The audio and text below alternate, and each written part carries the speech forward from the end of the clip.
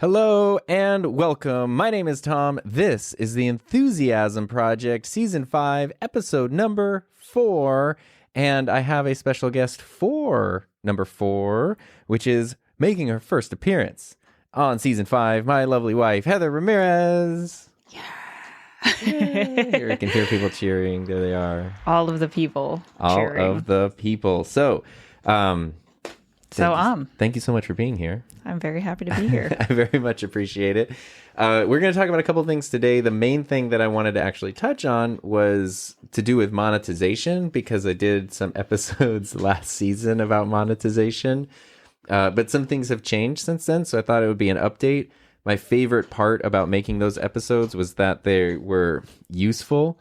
And people gave me good feedback saying that, like, oh, this was actually like really helpful information, and it let me do what I needed to do and figure out what I needed to figure out.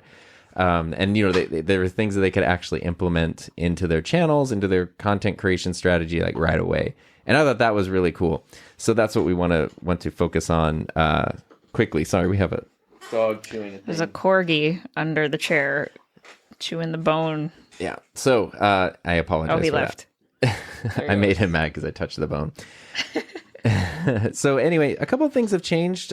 Notably for me, releasing the course is a thing that's happened since then, and also taking on some sponsorships since then, which is something I hadn't really done before. So I wanted to talk about that, but I also wanted to talk about specifically when it comes to me doing that.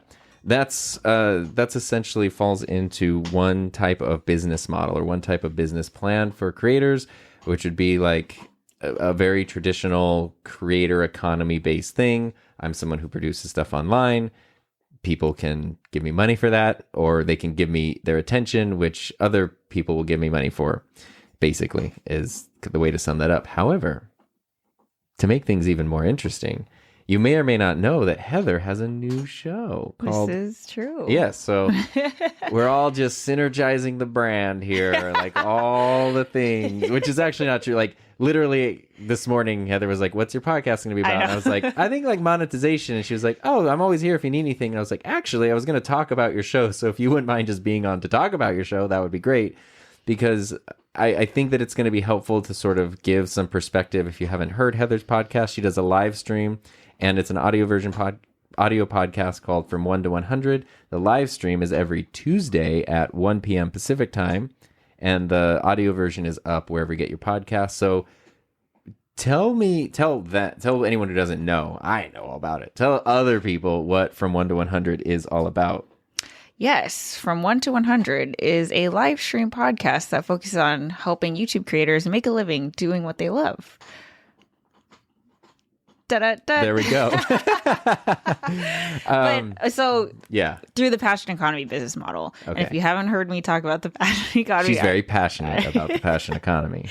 Yes, I am. It is. It's like my baby. But basically, it's been very interesting trying to explain this succinctly, and it's still a work in progress. But basically, it's a different business model and approach to monetization for YouTube creators that I discovered, say, late 2020. But I don't hear anybody in the YouTube coaching expert space talking about it. Mm-hmm. So that's why I was like, okay, I think that this is worth advocating for. I think it's worth talking about, because YouTube, well, being a content creator is the fastest growing type of small business, number one. And I feel like YouTube is evolving to the point where it's not too late to sign up. There's still going to be a lot of people who join and become YouTube creators. But what we're seeing is there is no more typical YouTube archetype, but we're still catering to the typical YouTube archetype. What does that mean? Like, what is the typical archetype? Mr. Beast. Okay. So when you think of a YouTube creator, if you ask anyone like YouTube, they think of someone like the biggest, most prominent. Exactly.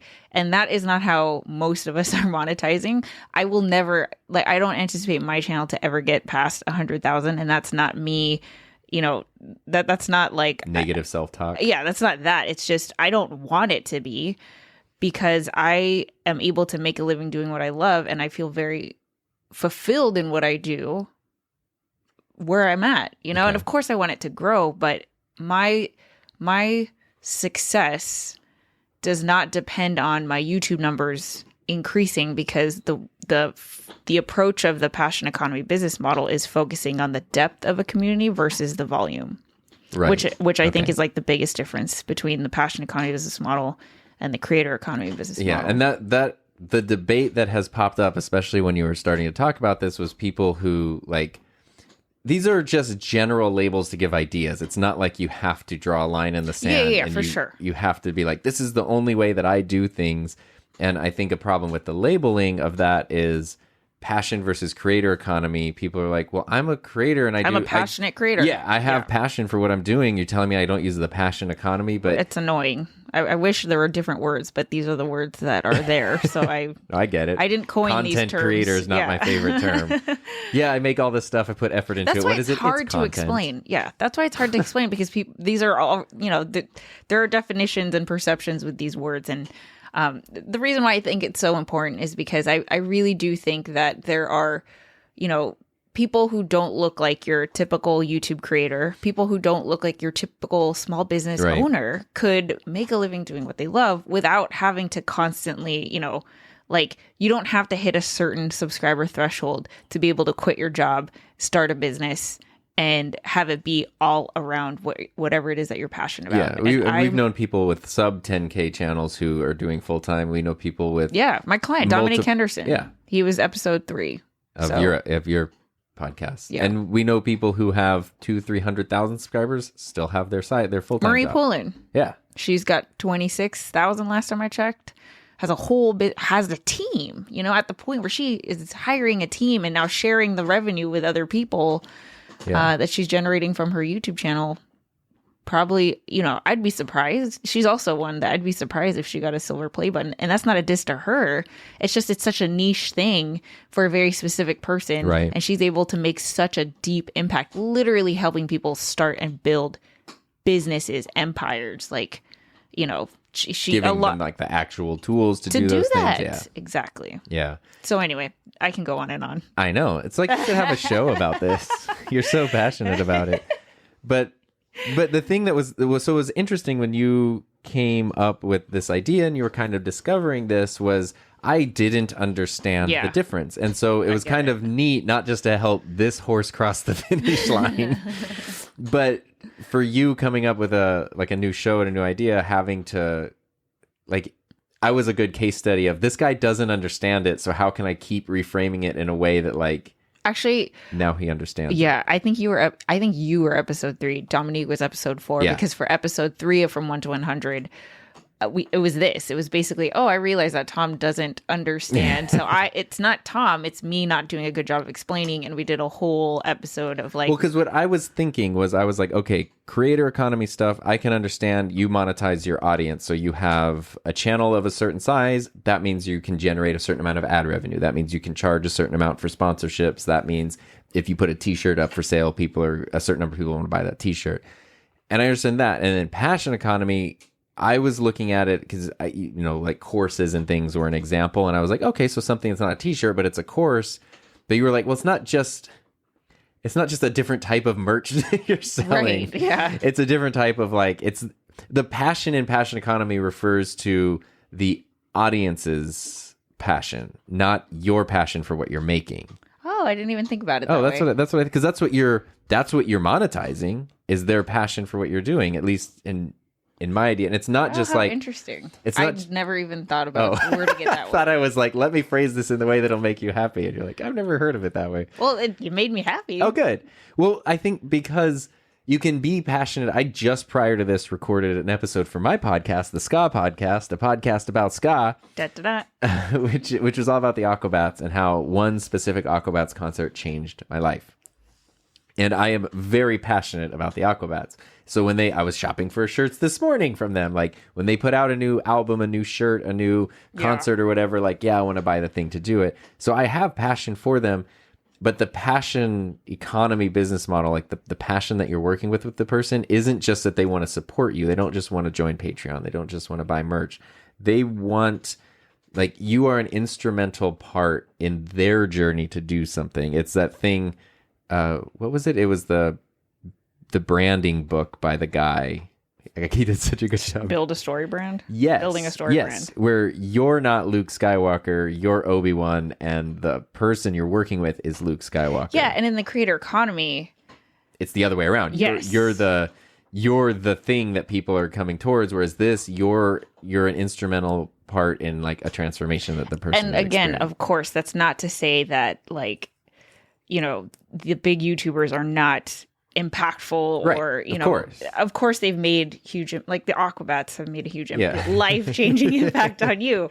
So it's not, that's why there really is a lot of overlap, but I feel like it is important. Like I really do feel like, well, because it's like should be advocated for, because it's just a different approach. Well, yeah, because so like, for example, something like a course, but not even just a course. Like I made mine, the podcasterplaybook.com. You can sign up today.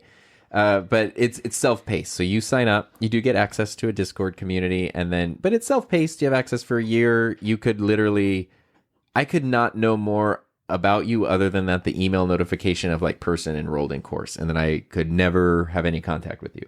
Or you could send me emails, you could join the Discord, we could be very active, but that's kind of up to you as you join it. Whereas like I would say like a passion economy course is much more, you have a person, they want to learn how to do something. So maybe this is more like live cohort thing where they're not just buying your course to support you, but they need you to actually help them achieve something that they are focused on and that they're setting out for. You're playing a big role in their journey towards whatever it might be. You are offering a transformational product or service. Right. Which is different than a t-shirt.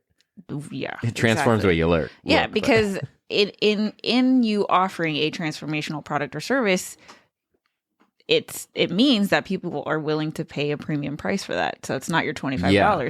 So the way that I like to explain it is, I think if we think old school content creator, we think, okay, if you get 1 million subscribers, everyone gives you $1. You have $1 million. You got $1 million, yeah. right? I think that we have evolved to the point where it's like, okay, you can get 100,000 people to give you $1. That's still a lot. Yeah. Kevin Kelly came up with 1,000 true fans, which takes it even a step further, where you just need 1,000 people to give you $100 over the course of a year, and you're making a living.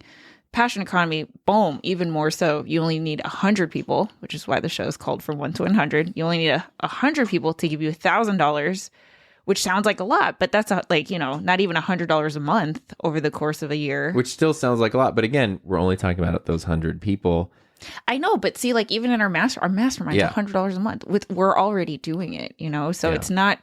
And that's because we are offering something that provides transformational value. It's not, hey, I just need the paywall content. It's no, people are there. They are right. They're making progress in their thing, and they are trusting us to be able to help them get to where they want to go. Yeah, and we're using ourselves as examples here, but it's not as a sales pitch. It's just because that's the case study that we're most familiar with. Yeah, exactly. But the thing is, because we've seen it, But I've interviewed case studies on my podcast too. So if you want to see it, if you want more on this, you should 100% check out From 1 to 100. But the thing is, like, we've sort of had these discussions because you've had courses. I had a course. Yeah. We put together community. You have an idea for cohorts. I would like to do a live cohort thing. And one of the things that popped up early on was like, well, you can't just keep selling to the same people. But it's not, at least for me, it wasn't. It was realizing like, we're not trying to sell to the person. Like, don't join our community so we can sell you another product and sell you another product, sell you another product. It's literally that thing of like, we're building a thing. There's a fee to be a part of it for any number of reasons. That's important. Okay. Now, if you're there, here's other things that might be valuable to you, which is 100% up to you to make the decision of that's something you want or not. But what we've seen, I mean, it just happened right before the show, is you think like, okay, this person's going to join the community. This person will buy a course. This person will do this. But you see people who are like, I'm going to join the community and buy a course and do a coaching session and do this. And it is because they like you and they want to support you, but it's also because they actually trust, like they want to learn these things from you, and that like they could get the info or versions of the info from other places, but they want this specific framing of it. And this is why I'm so excited about the passion economy, because I feel like, again, I want to preface this with, I'm not dissing the content creators who are trying to be the biggest. Like, that's cool for them. But I also feel like there's only so many people who are going to cross 100,000, let alone 1 million subscribers. And I really do think that there are a lot of people who can make such an impact. Yeah. If they knew that this way was a possibility. Like, you don't have to cross a threshold in order to already start making an impact. Right. You know, and I think that's a very, very different approach to YouTube. Well, it's super powerful. It's like, you know, we know this. We've done this. You jump into YouTube, and the only thing, like, it's not even the person. It's just, if you go into YouTube, you know, and search tutorials about how to grow a channel, it's literally like, how do we tag our videos? Get how do we your first 1,000 subscribers fast. And views and all of this. How and much it's money like, did YouTube pay me? Yeah. And there's just a different way. Yeah. Which is why I'm very excited about it. So the thing from my point of view that was interesting, because you were doing this, I was thinking like, oh, this is cool. What a cool way to describe what I am doing. And then I was looking at what I'm doing, and it was kind of like, well, actually the stuff you're doing, Tom, where you're doing affiliate links and you're doing ad revenue and you're doing, you know, like a traditional style course. Yeah. That's really more creator economy based stuff. And then I felt, this was a few months ago when we started this, I felt like that meant I was doing something wrong. No. I know. I'm explaining, though, to help other people on the journey here. This is my Tom. I felt like because I felt like, well, I don't want to just be like, buy something from me, and like, it just felt slimy versus like, well, here's like this very in-depth transformational thing. Right. And what we've been able to learn over the time is that most people will actually be some hybrid. It's more of a spectrum. You do have these two, which if you look at them as business models. Yep, that's why I added business model. Yeah. Yep. Because here's the thing. If you're successful with like being super impactful and transformational with 100 people, you are bound to grow to 1,000 because you're creating content for these people, which is on YouTube. And if they find it valuable, someone else will too. And if you're making an impact on these 100 people, they're telling somebody else. So boom, you've grown from 100 to 200, and then it's 200 to 400, and then, you know, from there. So I think eventually everyone does get to some kind of hybrid. I just feel like there's a lot of resources to help people become like influencers when that's not me. Yeah, that's not, like, honestly, this is probably all just a selfish endeavor because like I've always felt, so you know how you felt like you were doing things wrong? For 5 freaking years, I felt like I've been doing something wrong because I'm a YouTube creator with barely 10,000 subscribers, and I'm a YouTube coach. Okay. So like, who am I to teach about YouTube when I myself don't have, you know, I don't meet the parameters of success based on what is commonly talked about and celebrated on the platform. Well, and I mean, I think the opposite is also true too. If somebody does grow large enough, then that means there's a percentage of your audience that, should you offer like a transformational product or experience or whatever, that they would 100% want that from you. Yeah. So it's like, everybody like Mark Rober did his live cohort for, you know, science or whatever, which is 100% like a passion economy business model. Yeah, because it was pricey, you know, compared to your, you know, $10 super chat or whatever. But as a dude who, when he uploads his one video a month, gets 10 million, yeah, that's also a lot of ad revenue and sponsor money. And I honestly, we've seen these huge creators feel more, you know, like we've seen, you know, Mark Rober's a perfect example. It's like, yeah, we like doing the big stuff, but I think we're humans, and I think that a lot of us crave the one-on-one. Let's do something a little more intimate and, you know, specialized. And and if I keep thinking of TV shows, we recently rewatched all of the Marvel movies. Yeah. Iron Man 1 is Tony Stark in a cave, like hammering stuff together to try to make a metal suit and escape. Humble beginnings. Endgame is traveling through time to save the fate of the universe. The stakes change. And you know, that makes sense in that context. But I think even shows, you can even look at stuff that's not Marvel. So I look at something like The Simpsons. That was a show that started, and it was just sort of these like goofy family stories. What's going to happen when this family goes on a camping trip? What's going to happen when their student is mistakenly identified as gifted when he's not? What's going to happen? Like, very just down to earth things. You look at The Office and it's like, here's the goofy stuff that's going to happen at a Halloween party, at a meeting. People are scared of being late. Like very real world things. As time goes on, you know, those ideas get used up. The audience grows. The characters become more wacky. If you any of those kinds of things that start grounded, and then you look at season 10, it's like it is a cartoon version of what it was. Sometimes it's not bad. Like you look at Parks and Rec. I'm just using this as an example of like that became a very wacky show towards the end, but it fit the show really well. So I'm not saying it is a bad thing, but the same thing is true. You know, and you see this with people on YouTube. They come up with an idea of like, hey, like here's a versus comparison. Here's a stress test. Here's an experimental project I'm going to do. And then it does well. And now the fifth version of that is I'm going to drop a car off the stratosphere or some insane, like, how, like, what is happening?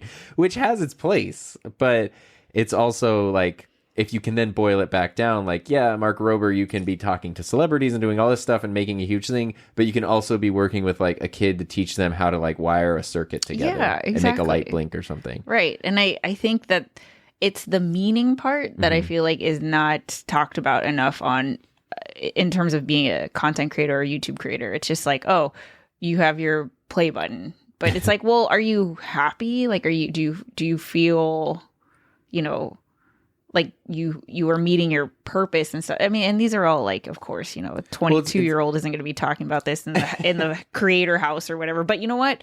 Before I forget, I'm just going to say, though, also, some of like the 14-year-olds who are in our chat will be talking about this. So it's not necessarily an age-related It's definitely not an age thing, yeah. So Gina is the founder of Mighty Networks, where we built our Just Create More network community. And she was my guest this past week, and she said it in a way that like is just, I think this is the one sentence thing, and the approach is that from the get-go you focus on building a community versus building an audience. Yes. And that completely different, totally freaking different. And I will tell you an example of the difference. Okay, this is the tweet. So this morning I sent, well, I couldn't sleep last night. Oh, wait, is this the tweet you sent me? This is the tweet. I can put it up as a share. Oh, gosh. So people watch. If you're watching the video version, because you're so passionate that you went to Patreon or channel memberships, then you'll be able to see that. I really don't want to, like, throw shade, right? Like, I just want everyone to not misunderstand me. I'm not dissing. I'm not, you know, there's just multiple ways to do it. But the thing that, I don't know, makes me feel a certain way is that when people give out this kind of advice, it makes it seem like that's the way that you have to do it. Right. And that's why I'm like, I got to start a podcast. I got to start talking about this because I just want it to be side by side. You know, like it's not... YouTube is so insane. There's always exceptions to the rule. Like, is there even a best practice? You know, because there's always going to be generalizations. Yeah, and it's different for everybody. That's the whole point. YouTube. That's the whole point, right? So this guy, he is. If you go to his profile, he's at Raptor the Raptor. Yeah, he's a YouTube data analyst for 10 million plus subscriber.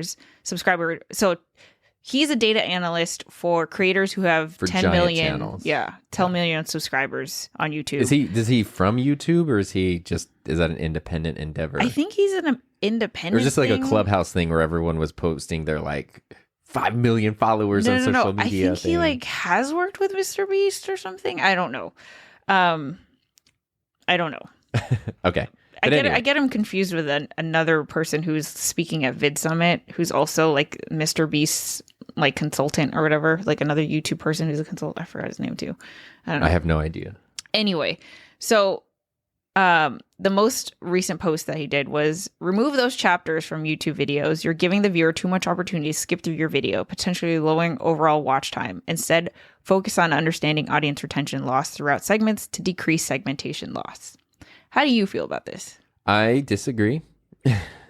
Which is, so what we're talking about here are the chapter markers you can put in your YouTube videos. Yeah, like the timestamps. We've been telling people to do, and that's a good thing to look at. And even as a viewer, I'm to the point now where when I watch a video and it doesn't have chapter markers, oh, that's him. I get kind of annoyed. That's the other guy I was talking about. Literally the guy who's the first reply.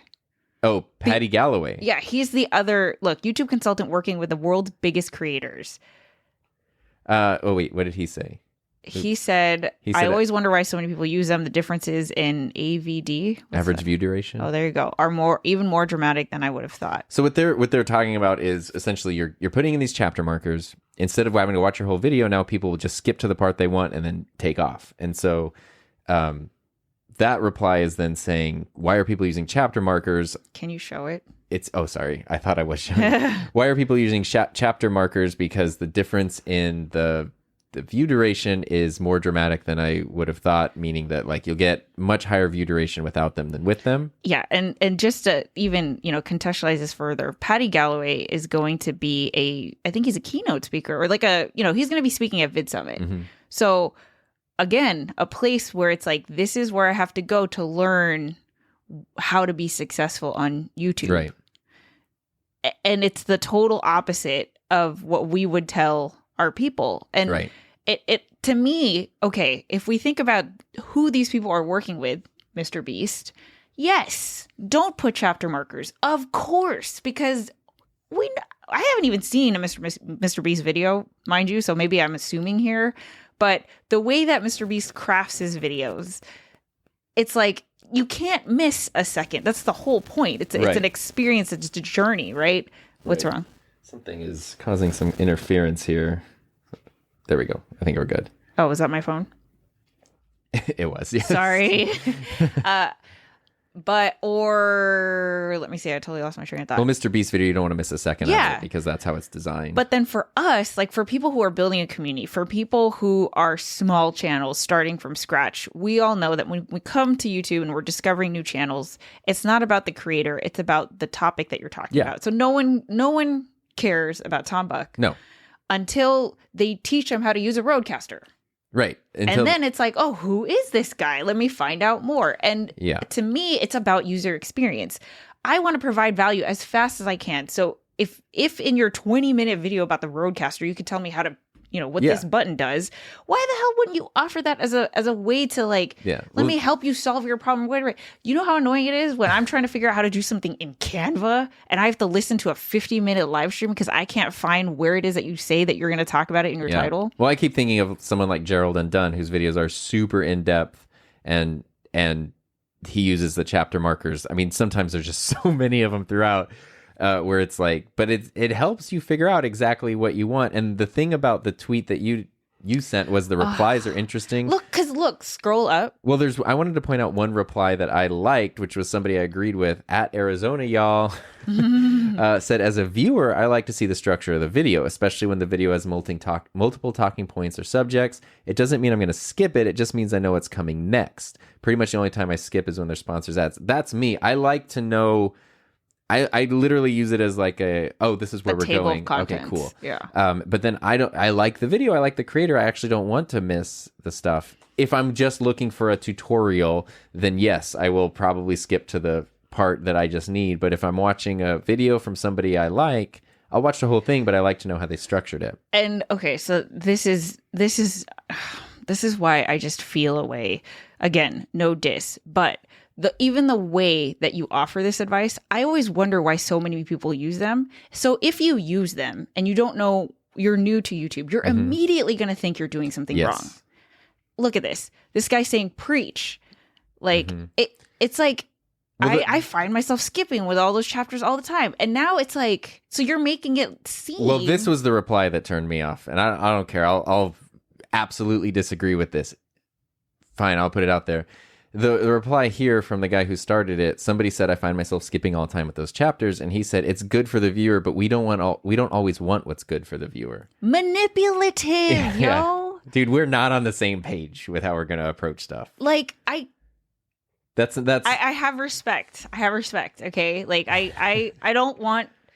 I'm not on board with that. I straight up like I'm not telling anyone to stop or do it because there's different models and different approaches, but it's the same thing of like, oh yeah, leave a typo in your thumbnail so people can go and tell you like, oh, you have a typo, because people are opinionated when they share an opinion. So people will say, oh, like make sure to include a typo in your title or something, so that, Yeah. Purposely say wrong things in your video. Manipulative. Yeah. I can't. To me, this kind of thing, the other day we were going somewhere and a big, giant truck, like pickup truck, drove by us, and on the back was a giant decal that was an American flag sticker, but the American flag was made out of guns. So each line was like a rifle and guns and pistols making the flag. And in my mind, I was like, you do you, but that means let's just never hang out. Like we don't ever need to hang out together. This is that to me, that's what's good for the viewer, but we don't want what's good to the viewer. That's your approach, and it is fundamentally different from my approach, which is the community-based approach, and that is where you actually do, because building community, this goes into last week's episode, which you listened to. So it was the one where we talked about Jake, and we talked about the power of one, and you can make something that impacts a person, and when you're responding to a comment, when you're doing something, you can create a dialogue with another human being, and that, like, you actually do want what's best for them. If it happens that what's best for them is to invest in your course or take part of what you're doing, that's great, but you're actually trying to help another person achieve something. And if that literally means, like, I've given my own videos with the little, how you can put in the URL, like where to start the video. Like I've given my own video to people with timestamps, like watch this video, go to minute 3. All the time. Yeah. Like all the time. I link it in emails. Like here at 6 minutes and bloody dot, this is when I start talking about exactly the thing that you're asking me about right now. Why I don't understand. I mean, it's just the approach and what the end goal is. And this is why, like, I know this is your podcast, not mine, but I'm just this is why I have to differentiate. Yeah. This is why I have to differentiate, because like, Daryl Eves, this guy and this other guy are this is how they're doing it. And 100% that is the way you should do it if you want to build the biggest audience ever. Right. Like, obviously, if growth is the goal, yeah, his success is undeniable. Okay, the guy is rolling in money that he doesn't even know what to do with. And if you want to do that, awesome. That's totally cool. But there are so many people that we work with that literally by nature of their content are never ever gonna hit 10,000. It's just even personality based. They don't have the personality of wanting to jump out and be that, like, it's just not in them to do that, but they have something really valuable to offer. Yeah, there are some people who have, like, Logan Paul, like, you're just a gregarious, like, out. Exactly. You're just very, person. Class clown kind of person, or just very, like, you like the spotlight, which is totally cool. Again, like, totally cool, but just not the only way to do it. Right. The stuff we're saying we don't like, it's not like it's illegal or breaking rules or anything. It's just a different approach that, like, I mean, I guess that's the thing on YouTube with billions of people on the platform. There's infinite ways you could approach it. And I think that the other reason why I'm so excited about it is because when you look at these, like, that world, right? The heavy, not just content creator, but, verging into influencer territory. I don't know how I'm even making these distinctions in my head, but I think you guys know what I'm talking about. Yeah. It makes it seem like, it makes it seem like it's very competitive in a weird way, because it's like, oh, you're playing with numbers that I can't even wrap my head around. Yeah. Well, it's also, I mean, it just depends on what the experience is. Like, speaking for myself, making YouTube videos is a very personal thing. I really love having a channel where I can share stuff that I want. Yes, there is the component of, well, the channel, like, stuff kind of needs to fit in this niche, and there is an audience that I'm aware of, so that means I might have an idea that doesn't fit on it. But a lot of times I'll take those ideas and try to find, like, it's a creative challenge to go, like, well, how could I make this work? And that's fine, but I can still, it's my channel, done my way. I enjoy coming up with an idea. I enjoy filming the video. I enjoy editing the video, putting it out there, like, engaging with people about, like, I like that whole process.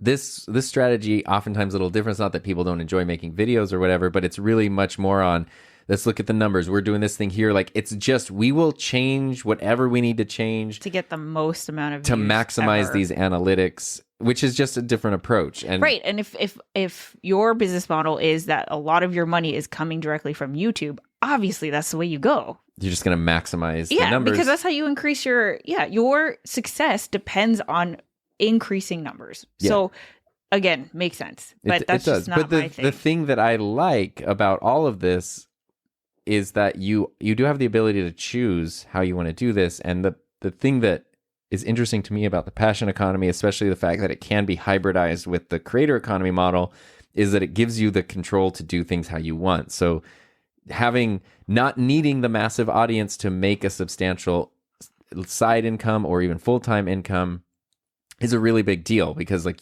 hundreds of thousands, even the other day, I think it was yesterday during a stream or something, I know we were talking to someone and I remember saying like, yeah, when my channel was really small, I did a thing. I only had like 2,000 subscribers at the time. And whoever I was talking to was like, oh, only 2,000. And I was like, oh my God.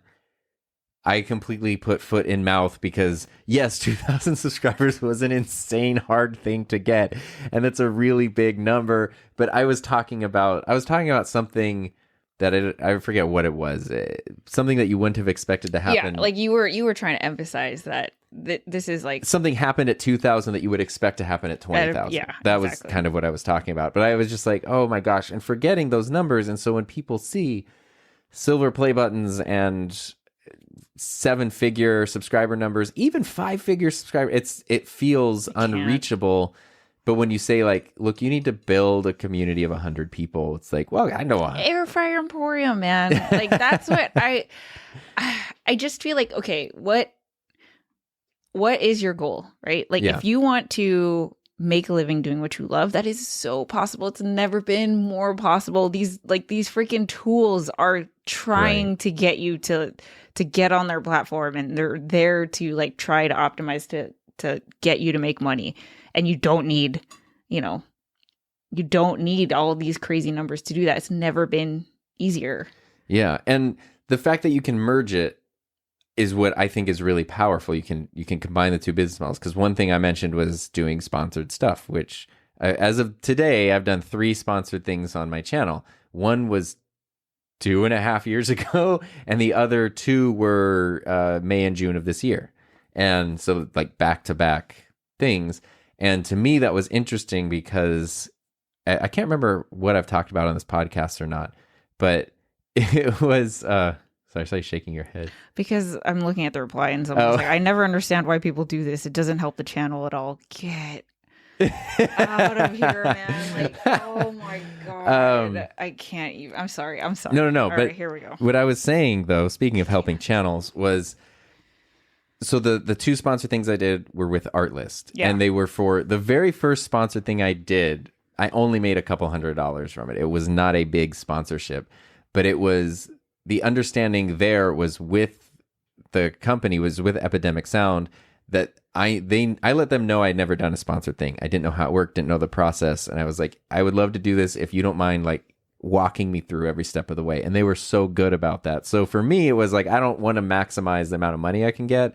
I want you to teach me how to do this. And they did. And that was even where they put the idea of like, this is why you need an LLC, because it's really hard for us to actually pay you without one. And, so they really, really helped.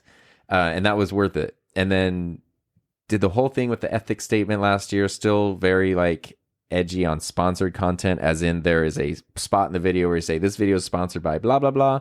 And then Artlist reached out last summer and wanted to do it, and they were on board with ethics statement, everything. And I was just like, I don't know. I said no, because I just wasn't ready.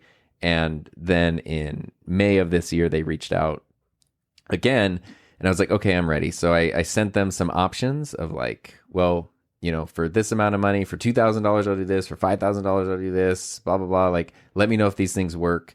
And it was everything from just a 60-second ad read where you just take a minute out of the video, talk about Artlist, to full on like, the whole video is somehow like integrated with them. And they came back like, oh yeah. Well, could we do a couple of these different things here? And I was like, sure. And literally it was like, because because I'd spent the time building the relationship with them and they were so good to work with that they trusted my channel where they were like, we don't need to preview the content. I gave them an idea of what the videos would be about. So I was like, okay, we'll do one video in May, one video in June. Here's what the May one will be. Here's what the June one will be. And a year or more ago when we talked, they had said like, we know you're not going to like wear a shirt that has an offensive slogan on it. You're not going to promote harmful stuff in your video. Like, we would normally really like to see the video before it goes out, but we trust you because there's a brand that's been built. There's a whole channel here. There's tons of videos. This video is probably not the one where you're going to go off the rails and do something insane. And it isn't. And so there was that relationship of trust that built up where I just got to make the videos I would make anyway.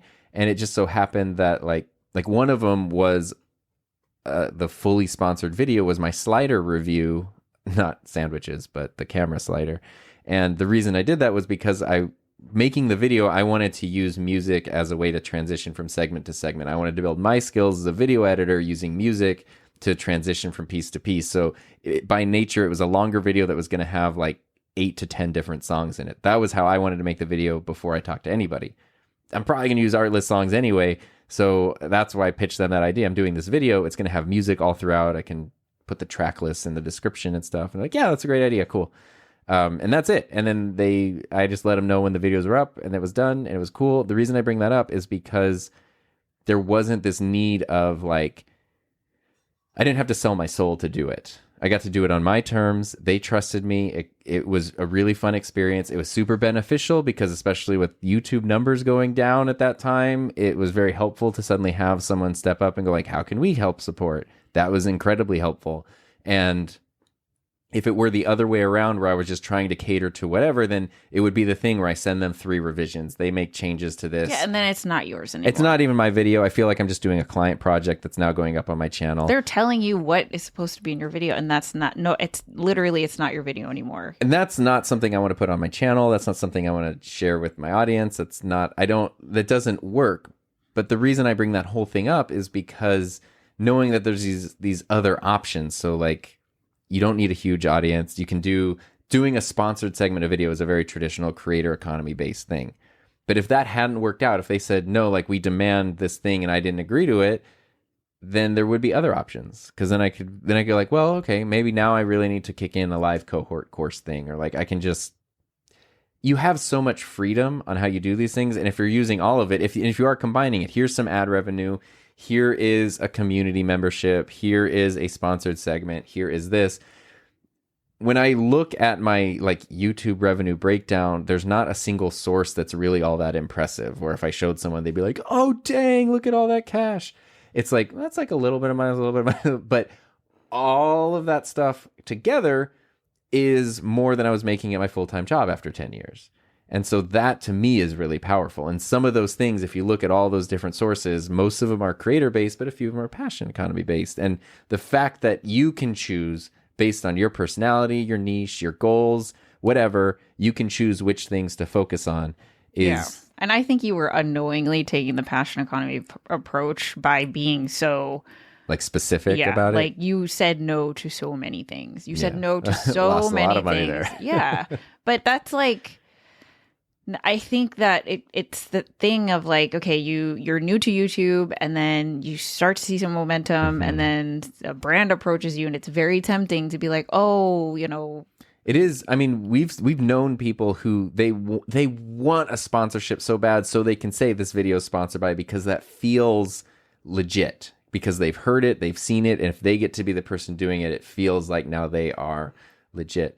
Which is the opposite approach that we have. We're like, I don't want to have to do that. Yeah. Unless it's something where like literally like this video is going to have artless music in it either way. So if they're going to pay me to tell you it has artless music in it, that's cool. Right. Another way to look at the passion economy business model is that a lot of the ways to monetize using this business model, the money comes directly from the audience. So It's not YouTube paying you. It's not a company sponsorship. It's straight up like our mastermind members are paying us. Where does something, I guess this would depend on how you're using these things, but things like Patreon and channel memberships, where does that fit in? I guess it would depend on how you're using them. Yeah, because so for YouTube, it's, I don't consider YouTube to be a monetization tool in this way, just because it's so catered to their platform, and they take such a big chunk out of everything, which is fine because, you know, we use YouTube for free. House, so yeah, totally fine.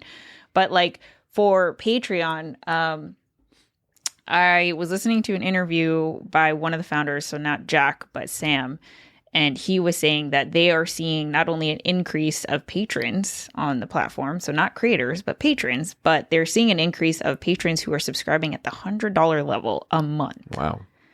That's huge, right? And that is not, you get exclusive content. No one's going to pay $100 for exclusive content. That's like, I get to hang out or do a group coaching, or there's some kind of two-way interaction. Yeah, but even the hangout part, I don't know if that access, because, you know, like I recently added a Discord community to my Patreon and YouTube channel membership stuff, which is really cool.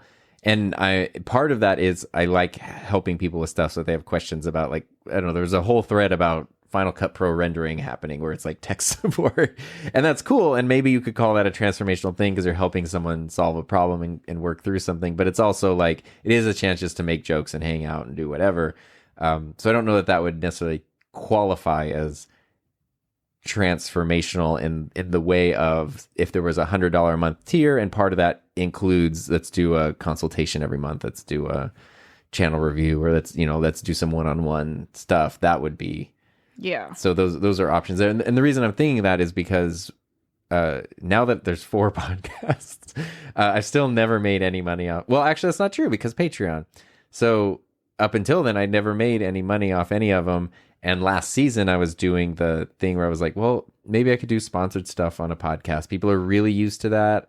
I got a lot of feedback from people saying, like, yeah, as long as it's not too much. Like, I don't agree with that, because I'm sure a lot of people who have listened to your podcasts have gone on to HiMyNameIsTom.com and, hey, Podcaster Playbook, boom. Oh, yeah, here's like the membership, or, you know. Well, and that's why I looked into the numbers I could make with the podcast numbers I get, and it was like I could do maybe $20 to $30 per ad on a video, on an episode. So that's, if I do 4 episodes a month, that's under $100, or maybe a little over $100 a month. To me, not worth it. Not worth it. To have people sit through. There are easier ways to make. Yeah, and so $100. that was why I leaned on Patreon for podcast stuff and try to do the video version. So there's not that like, here's a class, here's a consultation, but it is like you can support the show. You can then get extra stuff like video podcasts, and we did a live stream this week and stuff. So there is like a little bit of that element. But the point being that it was really cool to have a different tool where if I was like, well, I'd love to be able to earn revenue from something, direct revenue, because I know there's the indirect stuff of somebody just likes the things and then ends up, buying a course or something, but I don't know that it was, I don't know that it was the podcast that led them there, but a direct thing of like, yeah, I'm subscribing to the podcast Patreon so that way I can get video versions or whatever. Like that's a direct thing. And I figured I'd just put that into the hands of the people who listen to the show.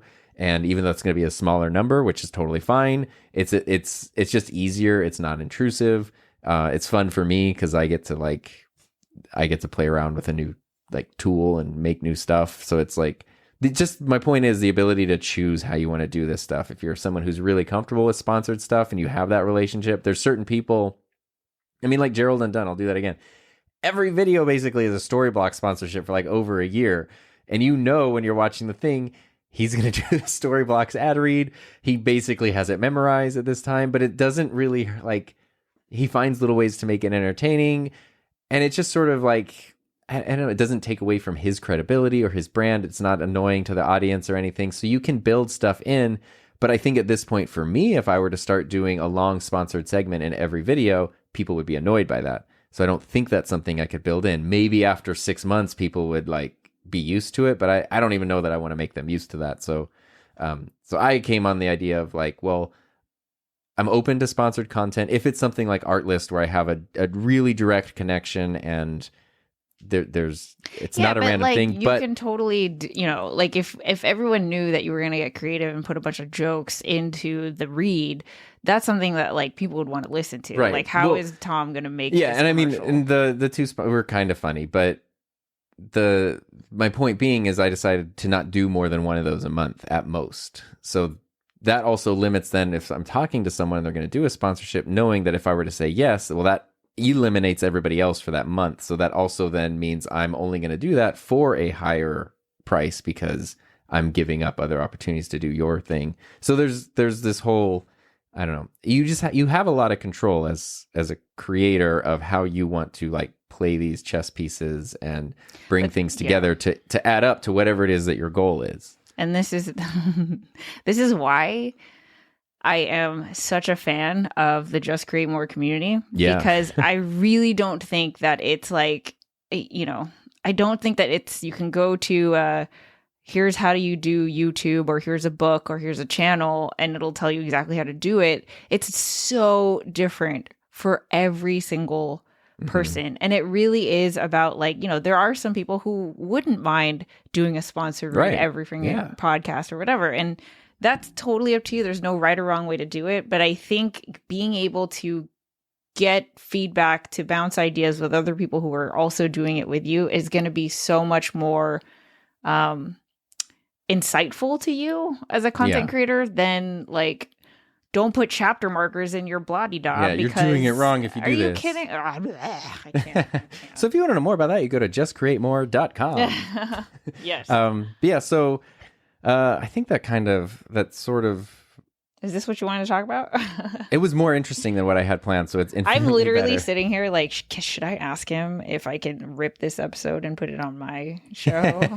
But I was like, okay, you know what? No, I'll just tell everyone to go to your show. But I feel like this is such a from 1 to 100. There is it could do a little secret episode. You could audio only. See, now we're talking about strategy, so you can get the behind the scenes part of it. Because you could take the main chunk here and then do add on context, your intro and stuff for context. If you don't mind, I want to do that. I don't mind at all, because it's also like different people listening. Which, let's see here. Speaking of different people listening. Yeah, people. Just to wrap up this episode, I wanted to do something. Actually, I just had this idea right now, so I can't say I wanted to do something. But there's been an update that I wanted to share with everybody. Yeah, update. Which is about the Ska podcast, which is a thing that exists. And a few weeks ago, I played Patrick Boberg's song. Let me jump in here. You know, what's the best way for Where is he? In a song? So here we go. Hey, Tom. So Patrick made this song A big fan. I'm a YouTube man. where he was asking what's going to happen with the Ska cast. We talked about this a while ago. I showed this. Started the Ska podcast because he did this, and it pushed me. If you want to know more about Patrick, you can go to responsiblywild.com. That's his website. I like that. And he's got a YouTube channel, all this stuff. But that song was really good. And last week on the Ska podcast, I had my friend Mike Alvarez on there, who I've been friends with for years. And he's a professional musician and music educator. And he took, with Patrick's permission and blessing, he took Patrick's song and re-recorded it himself as the official intro to the Ska podcast. So I'm going to play that for you. Well, here, let me play the end of Patrick so you can hear the, let's see. So, Tom, the world needs to know. Please share your plans. What can we expect? The Ska Show. Outro. So here's the mouth horns. So there we go. There's that. And Patrick knows what he's doing when it comes to music, obviously. But now here is Mike's version of that. It's so cool.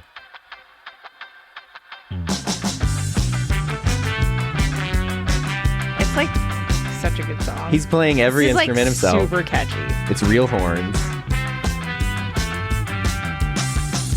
It's so cool.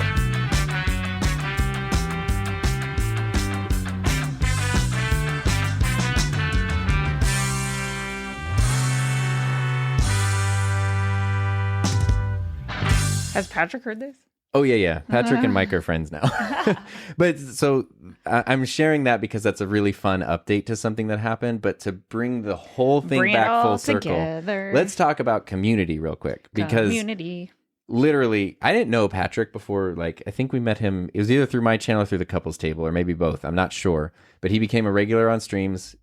He was one of the people who made the jokes about Ska Cast a year ago or whatever. He's also a video production dude, like just a ska fan, obviously, music fan. So we gelled very well and like, joked a lot online. And then he, a person I've never met in real life, because I had recorded a podcast talking about, hey, if you have questions, send them in. He then in his car recorded himself singing a song. Obviously, he like had to spend some amount of time of like putting it together, planning it out, even though he made it look very impromptu. And then that prompted me to go, oh my gosh, someone put this time and energy. I need to get this other show idea actually off the ground and do that. So then I launched another show. So then one of my friends was on that show, and now he was spending his time arranging and recording music because of what Patrick had done. That's a real, that's like a super special freaking thing. Yes, that's my point. That has nothing to do with like, let's make sure to not put in the timestamps and like, put the secret formula. You can't put a price on that. And that has nothing to do with subscriber numbers. That has nothing to do with pay to do whatever, this, that, and the other thing. That is literally just connecting with people. That's it. Via the magic of the internet. Exactly. And sharing cool stuff and having fun with it. And that's incredibly special. So incredibly special and just a lot more fulfilling. And the more you do stuff, the more you put yourself out there and do that, the more those things can happen. So it's worth it. If people want to find you, obviously go to from1to100podcast.com. Yeah. Or anything else, any other stuff you want to send people to? JustCreateMore.com. But it's only for YouTube creators. So I know, Tom's all about podcasts. Yeah. But we want to make sure. So we launched our network yesterday, and it's it's so cool. It's so cool. Amazing. Talk about community. It's so cool. Yeah. I really think it's like one of its kind. You could go to justcreatemore.com, but if you want to take an alternate route there, you could also go to airfryeremporium.com. It'll take you to the same website, but through that URL. And of course, you had to be there. It had to. Oh yeah, you had to. And of course, you know where to follow me. Links are all in the show notes at Sodar and Tom and everything. But the biggest invite is if you have something you want to share, feel free to send me a message. You can send it to tom@enthusiasmproject.com. It can be text, it can be video, it can be audio. Find a way to include all of that into the episode. And so yay. Thank you so much for listening. Thank you so much for being here. I really, really appreciate it. And we will see you next time. Bye.